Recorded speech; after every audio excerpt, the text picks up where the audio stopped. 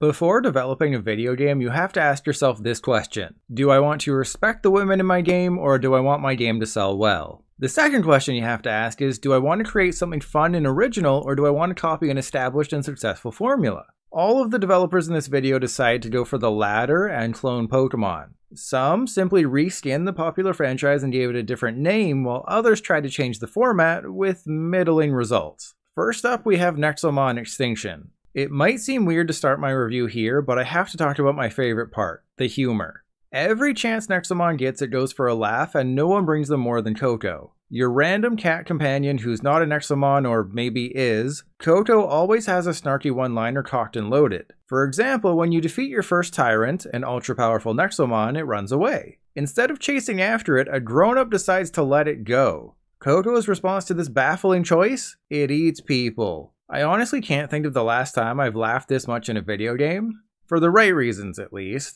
Whether it's the snarky one-liners or fourth wall breaking, Extinction does an amazing job at letting you just enjoy the story. And what a story it is. I won't get too much into it, but essentially, instead of living in a peaceful world, Extinction sees Nexomon warring against each other with humans caught in the middle. Powerful Nexomon, called tyrants, are constantly attacking, and humanity only has a few safe places to live. Yes, the writers do break the fourth wall and mention Attack on Titan. To help protect humanity from those tyrants, tamers can join the guild and complete quests. There's several more layers to the story than that, I just wanted to give you a small taste. If Nexomon Extinction was just the story and had bland gameplay to go along with it, I probably would have kept using my fingers to bring it to completion just to see what happened.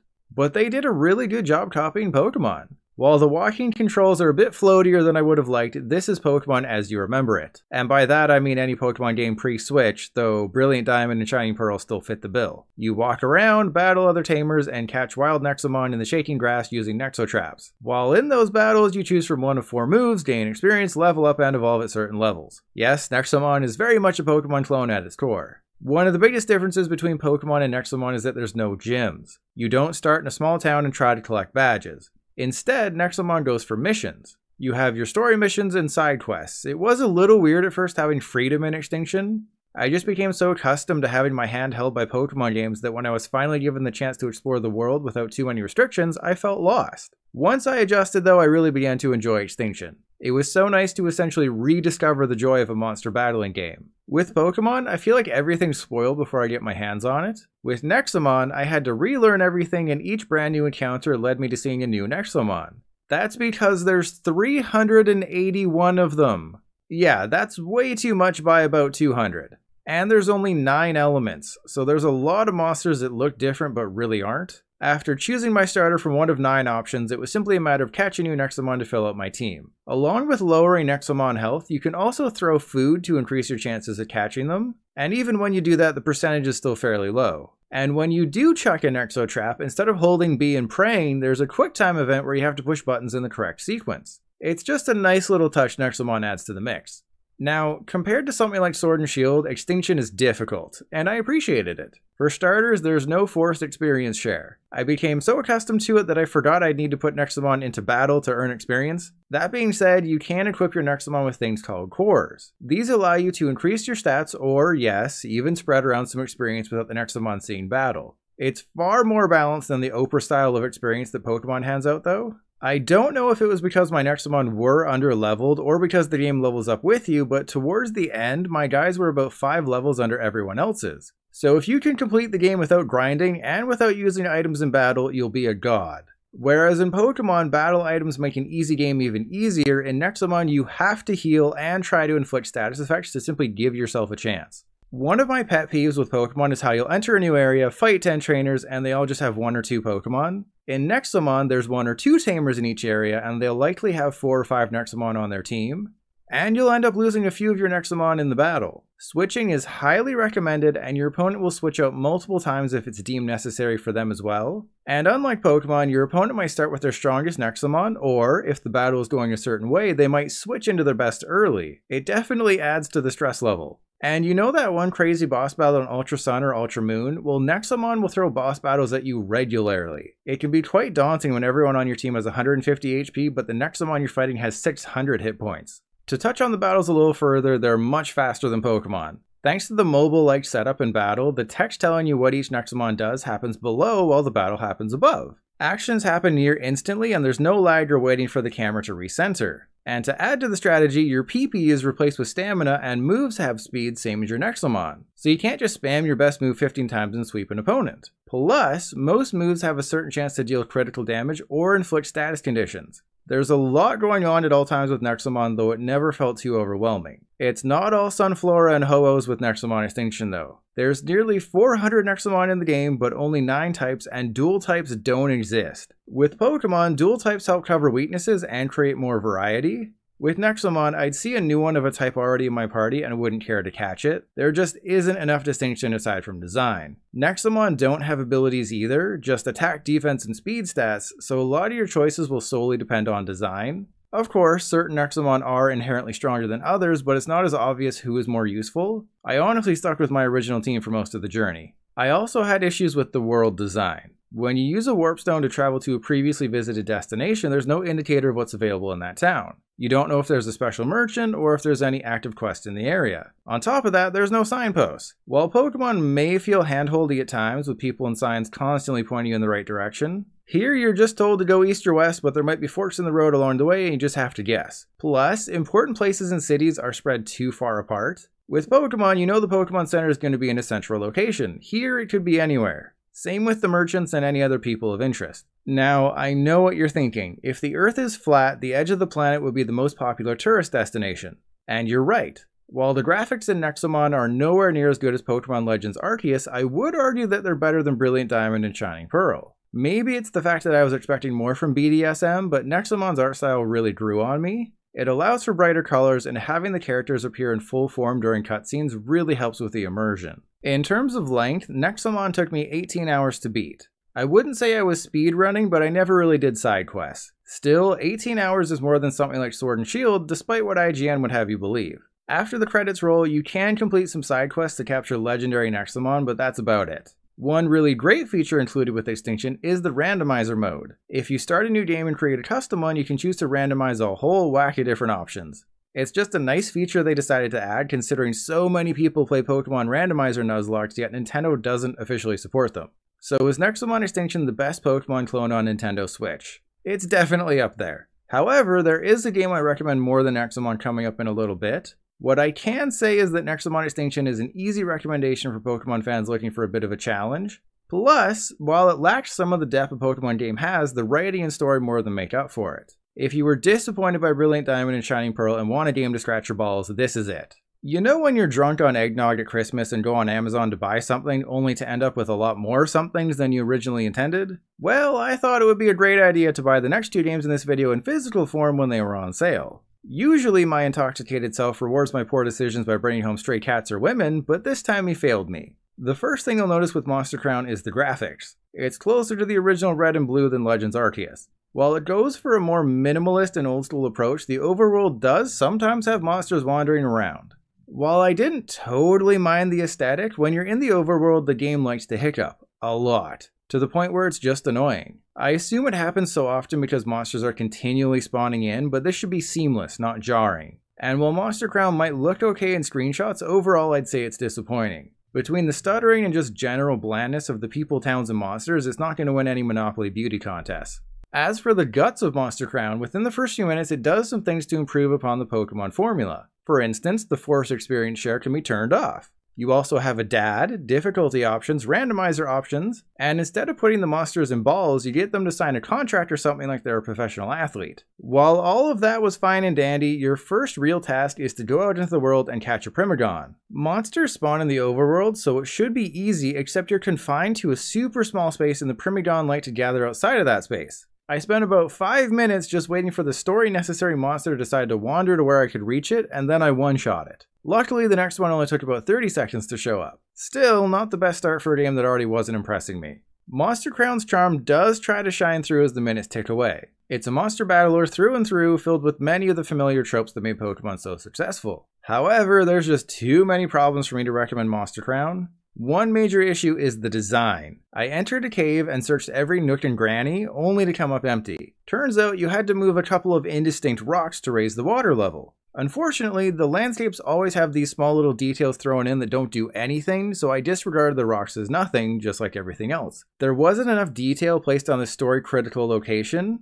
and it doesn't end there. The overworld design is lacking to say the least. It seems like trees and things were randomly placed on the map with no clear direction, a fact backed up whenever you see a wild monster stuck in an area you can't even reach. To Monster Crown's credit, it is far more mature than Pokemon. Within the first hour, somebody gets killed by a monster. Another guy talks about how to properly cook a certain monster, and there's even a swear word. Part of that maturity is, I guess, the difficulty. Your monsters can't progress past a certain level until you beat a tamer that allows you to increase your maximum level. And what's kind of interesting is that if you challenge this tamer and lose, they take one of your monsters. There's a major problem with the difficulty though. You have to grind a lot. The experience share splits the experience, so having a full 8 monsters isn't necessarily smart when it's turned on. But the main issue is the lack of battles. Outside of a few random NPCs sparsely placed in the world, there's just wild monsters to fight, and they might not show up for 2 minutes. So I found myself aimlessly wandering hoping for something to spawn,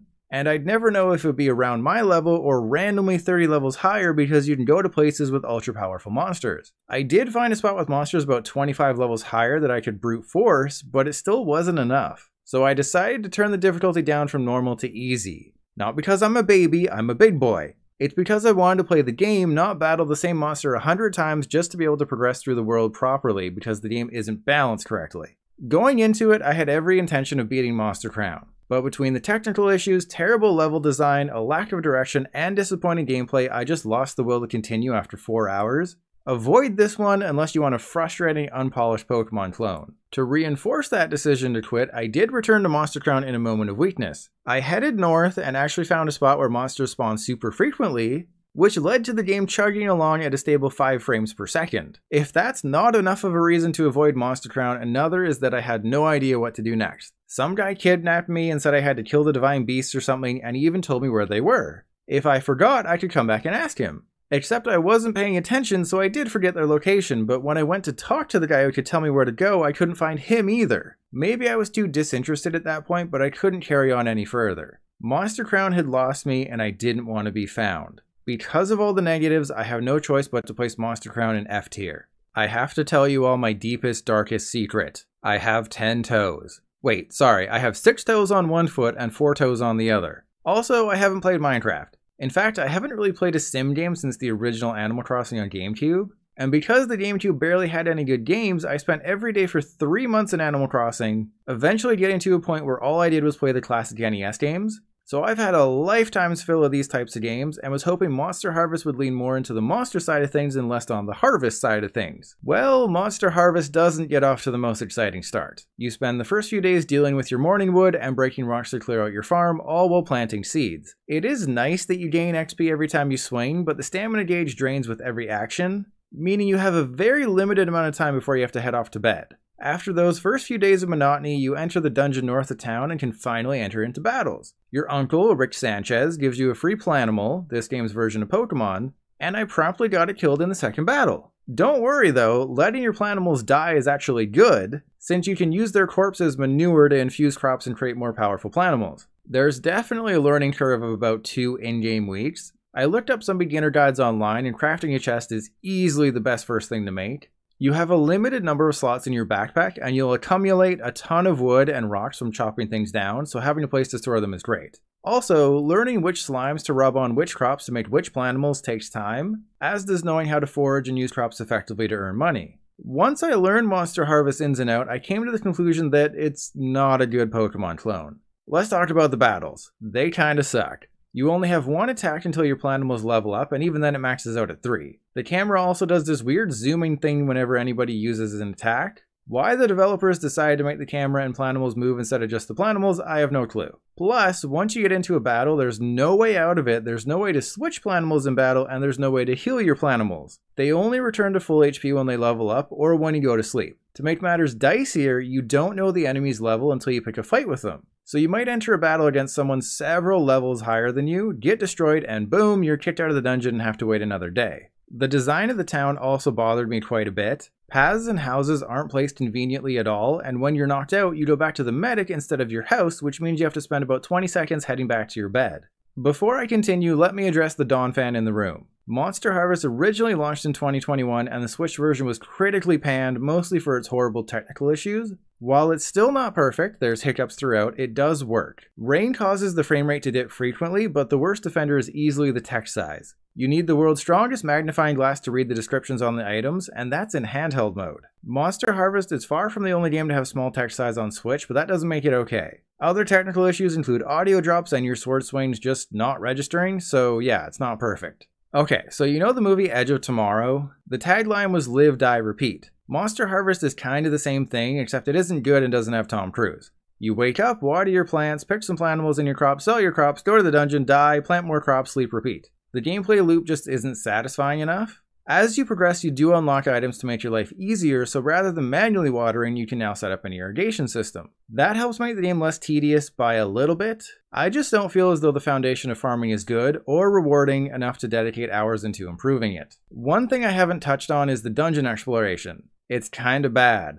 You go through multiple rooms, each with barely anything going on except maybe a planimal to fight and a couple of things to harvest. Once you find the final room, you battle a slightly tougher planimal, then go to the next level. Once I reached level 5, after about a month in game, I beat the boss down there. Like any sane person, I thought the dungeon would expand and there'd be 10 levels next time, then 15, then 20, and so on. Nope, it's always 5 and they never get interesting. Shortly after, I began to wonder what there was to do in Monster Harvest. My plantimals were strong enough to beat the dungeon and my farm was self-sufficient. I guess I could have bought furniture and leveled up my barn, but I went into this thinking it was a Pokemon clone with farming elements. After about 6 or 7 hours, I stopped earning XP and it turned into the worst parts of Animal Crossing. Truly wondering if I was missing something, I went online and found out that there is a final boss, but the only way to face them is by competing in battles that only happen once a week. And you have to do it every week. At that point, I'd effectively checked out from the game. There was nothing left to hold my attention. Ultimately, Monster Harvest isn't a great monster battler, dungeon crawler, farming sim, or life sim.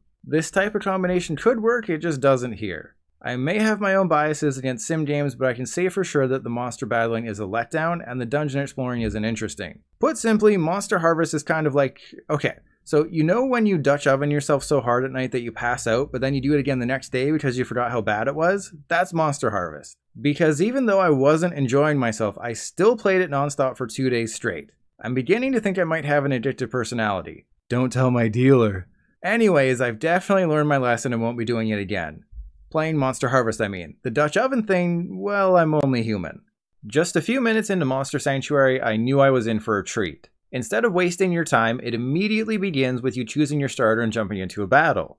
And let me tell you, these battles are so smooth I want to rub my face on them until I get kicked out of the pet store again. Pretty much every single battle is 3-on-3, and the order in which your monster is attacked matters. A lot. Depending on how you play Monster Sanctuary, you might want to have your buffer act first, boosting your team's stats. Or maybe you have someone inflict negative status conditions on your opponent's monsters, which will pay dividends throughout the battle. Each decision carries weight because you have a limited amount of mana at your disposal. You can't just spam your most powerful attack turn after turn. Mana does recharge, but there will be several instances where you have to use a weak vanilla attack to set yourself up for the next turn. I also really enjoy the amount of information always available to you. You know how much damage your attack will do, and if the opposing monster is weak or resistant to that attack. 5 minutes after that glorious start in Monster Sanctuary, my enjoyment deepened even further. Since it has Metroidvania elements, you can equip your monsters with weapons and accessories to increase their power. Not only that, leveling up earns you skill points, which means you choose how your monsters grow. These 2 points are awesome additions to the formula, allowing you to further customize your experience.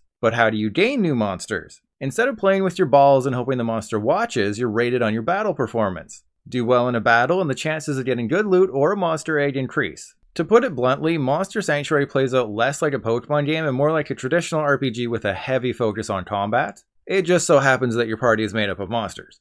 Overall, the battling is super in-depth, and if you like having a dearth of information, or you're just a nerd who has erotic dreams about numbers, Monster Sanctuary is almost perfect. For everyone who doesn't dream about 69ing the number 69, the battles are still really good. However, they can drag on and become a bit tedious at times. Monsters never go down in one hit. I'd say the average battle lasts about 3 to 5 turns, even if your opponent sucked and victory is assured from the jump. The developers absolutely nailed what they were going for though, it just comes at the cost of that speed you want. Still, I'd rather have a game where battles are a massive part of the gameplay as opposed to something like Monster Harvest where it's an afterthought. As Monster Sanctuary progresses, the difficulty grows and the number of strategies both you and your opponent can use also grows. While it can be overwhelming at first, the more I played, the more I enjoyed it. Resetting your monster's skill trees, something I did several times, is as easy as using an item, and the more you level up your monsters, the more powerful abilities and attacks you can unlock. The amount of customization here is absolutely insane. Team building has never been so important either. Here you have to balance things out, making sure your monsters are capable of handling any negative effects thrown your way while also trying to take advantage of weaknesses. Like I said before, if you enjoy having a bunch of numbers coming in your face, this is the game for you. Outside of battling, Monster Sanctuary is good, though not great. It's 2D and uses your monster's abilities at regular intervals. Say there's a treasure chest on a far ledge that normal jumping won't reach. Use a flying monster and now you can glide far enough. Or if there's a breakable wall, use a monster's claws to smash through. They've taken HMs from older Pokemon games and made them cool, except you don't have to waste an attack slot or carry a useless Bidoof. However, if you don't have the right monster in your party, you'll have to pass numerous treasure chests and grind until you unlock the monster you need. It's not as bad as killing the same enemy in Castlevania for an hour hoping you get their skill, but it does force you to backtrack.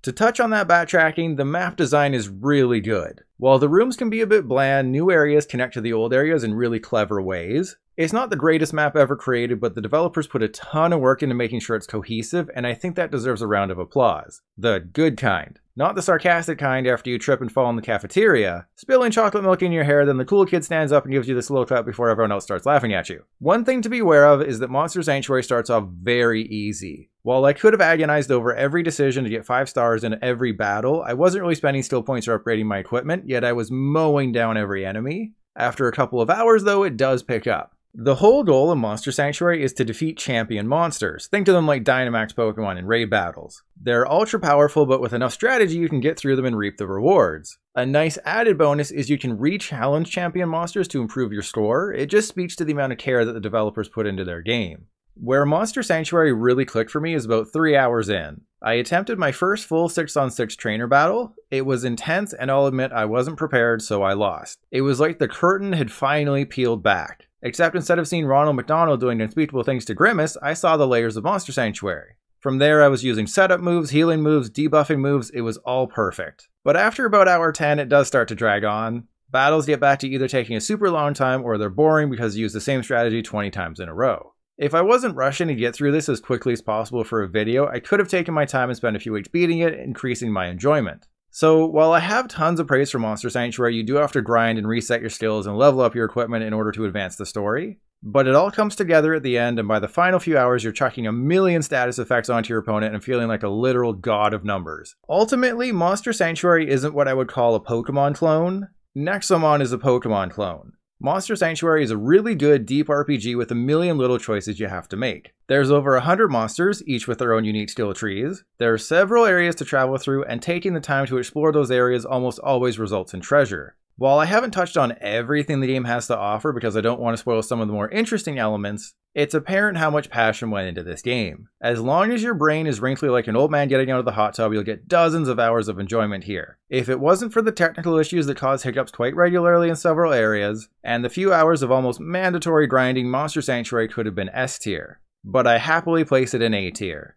I went into Coromon knowing absolutely nothing about it except for the fact that it's a Pokemon clone. What I ended up with was exactly that, a clone of older Pokemon games. The art style is old school but enjoyable, the character moves in 2D, and you catch and battle Coromon. For better or worse, Coromon doesn't stray too far from the Pokemon formula, though the story has definitely changed. Instead of fighting gym leaders, you're a researcher tasked with collecting Titan Essence. You still weaken and catch wild Coromon as well as battle other trainers, but it's close to Legends Arceus in terms of pacing instead of the badge-based progressions in other mainline games. As I mentioned off the top, Coromon is very much a Pokemon clone. As in, they took a Pokemon game and just changed the graphics. That's both a positive and a negative, like when you use a high-powered bidet. Sure, you get super clean, but then you can't sit down for a few minutes without worrying about leaving a wet spot. The good thing is that Coromon is easy to follow, fun to play, and all the mechanics are in place. The bad news is that Coromon lacks the personality something like Nexomon has. I never had a moment in Coromon where I was like, boom, this is how they differentiate themselves from Pokemon.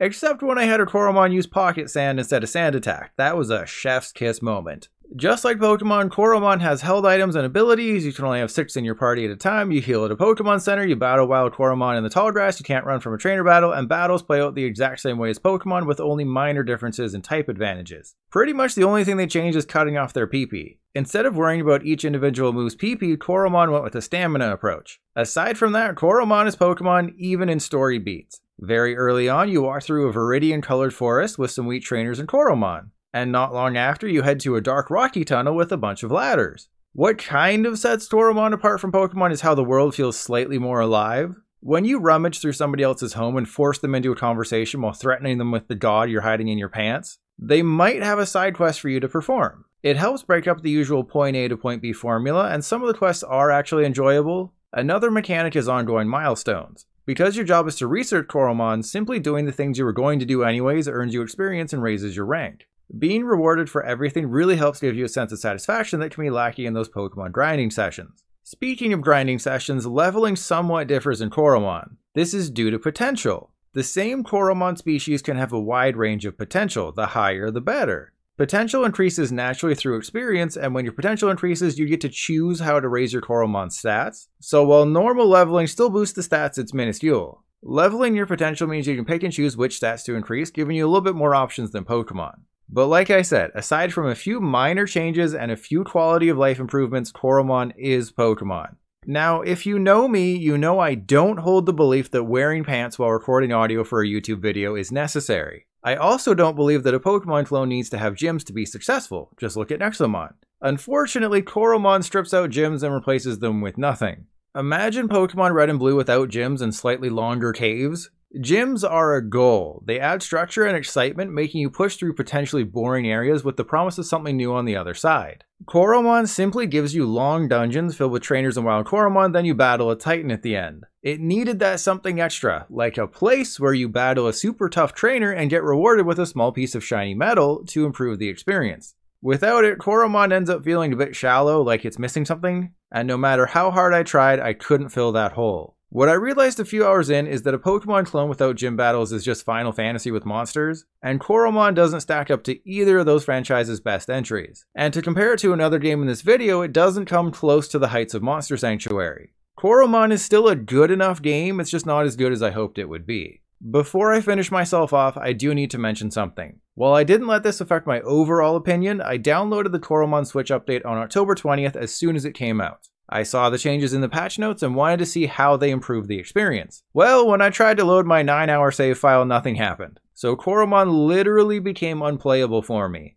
Of course I wasn't happy because I wanted to try and beat it before offering up my final thoughts, but I did feel like I'd seen enough to give a verdict. I did go back a few weeks later when the issue was fixed, but I'd lost any sort of momentum. I ended up playing for 4 more hours and at no point was my mind changed. I eventually decided to give up on Coromon once I arrived in a brand new town and had to complete several fetch quests to progress the story. Ultimately, Coromon is a fine, if uninspired Pokemon clone that gets the job done. It never really did anything to take itself out of the yeah, it's fine category for me, and the few times it tried to introduce new elements left me underwhelmed and my balls dry. Nearly all of the pieces for a successful Pokemon clone are present in Coromon, but the lack of gyms really hurts the experience. I'm placing it in B tier, but had the developers pushed the envelope a bit more, it could have been a much better game. If you decide to skip to the end of the video to find out what's good, let me make it easy for you. Monster Crown and Monster Harvest are bad. Coromon is a good Pokemon clone, Nexomon Extinction is a better Pokemon clone, and while Monster Sanctuary isn't necessarily a Pokemon clone, it's just a really well-made game that everyone should play. Now, if you'll excuse me, I have to go throw things at animals in my neighborhood as I deal with my Pokemon withdrawal.